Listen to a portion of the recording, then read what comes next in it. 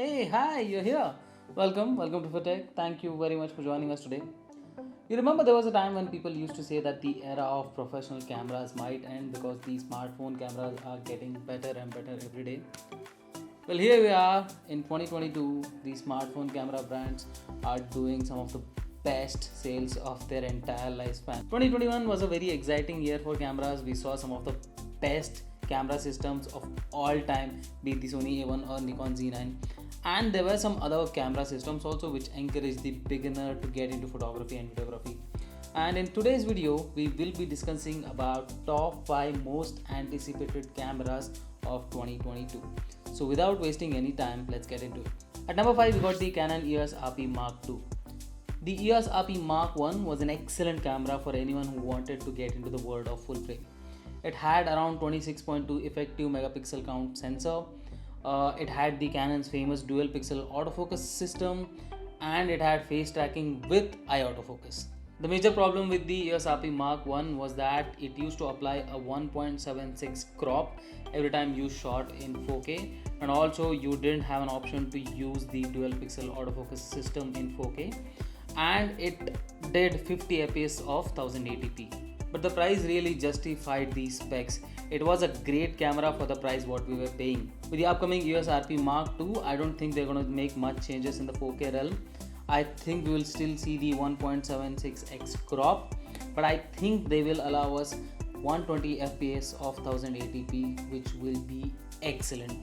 And for photos in burst mode, we can expect up to 8 fps continuous shooting for around 50 images until eventually the camera slows down. And I think the EOS RP Mark I allows us to shoot at around 4 fps for 50 images. There is a lineup of third-party RF mount lenses which is slated to release this year. So I think EOS RP Mark II will still be the best entry-level full-frame camera and probably a great secondary camera for any professional. At number 4, we got the Leica M11. I think by the time I upload this video, the Leica M11 will already be out. Well, the thing about Leica we need to understand is it has a very niche and selective fan base. Because let's be honest, not everybody can afford a Leica camera. However, the Leica fans are quite excited about M11 because it is a potential successor to the previous Leica M10R. This one is expected to have a massive 60.3 megapixel sensor, but it will allow you to shoot at 3 different megapixel counts. Number 1 being the 60.3, number 2 at 36.5, and number 3 at 18.8. Because when you shoot at around 60 megapixel, the file size are obviously going to be massive. But if reports are to be believed, right now the M11 produces an image of 100 to 120 Mbps when you shoot, or rather when you utilize the complete sensor. And in burst mode, this camera will be able to do at least 3 or 4 fps. And definitely we cannot talk about the price because anyways it's gonna be huge. At number 3, we got the Nikon Z8. Well, with the Nikon Z9, Nikon definitely scored a home run. Exceptional camera with industry leading specifications. Previously, Nikon did try to keep up their AF system to match their counterparts. However, they somewhat failed with the Z6 and Z7 variants. But with the Z9, they were right on the money. Almost produced a Sony or a Canon like autofocusing system. I say almost because I recently watched a video from Gerald London, and it looks like the autofocusing system on the Z9 works great with only selected native Z mount lenses, but not all. So definitely Nikon has to update the firmware so that all native Z mount lenses works great. Now talking about the Z8, apparently Nikon has purchased a lot of Sony 61 megapixel Exmor R sensors, which is the same sensor found on the Sony A7R5. So the Z8 is expected to have the same 61 megapixel sensor, and it will be in between their Z7 and Z9 lineup, and it is expected to replace the Nikon D800 series DSLR cameras.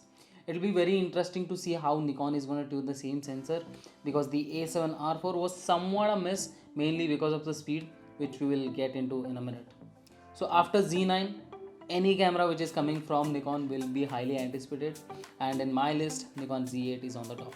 So at number 4, we got the wedding and event photographer's favorite camera, the Sony A7R5. A lot of professionals had some problems with their A7R5, mainly because of the massive file size.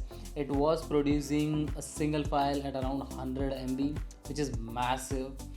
So they preferred the Sony A7R3, which is a 45MP sensor, over the A7R4.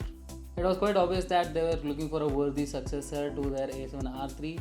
Unfortunately, the A7R4 could not be the one. Talking about the A7R5, if some rumors are to be believed, then it might allow us to shoot at 8K 30fps and 4K 120fps 10-bit 422. I personally don't see the 8K happening because the A7R lineup is more of a photo first lineup, so they'll probably focus more on the compressed file sizes and more FPS in the burst mode. However, I do see the 4K 120 FPS happening. At least that's how I would want my A7R5 to be.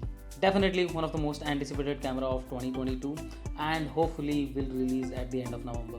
If you made it this far, do consider subscribing to the channel and liking the video. I have a lot of exciting content coming this year. Definitely will be worth your time. Before we move on to the number one, 2021 was the year of Sony cameras.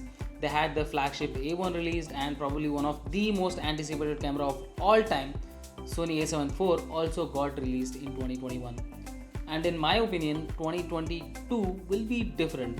I think 2022 will be the year of Canon cameras. So my number one, the most anticipated camera of 2022 is the Canon's EOS R1.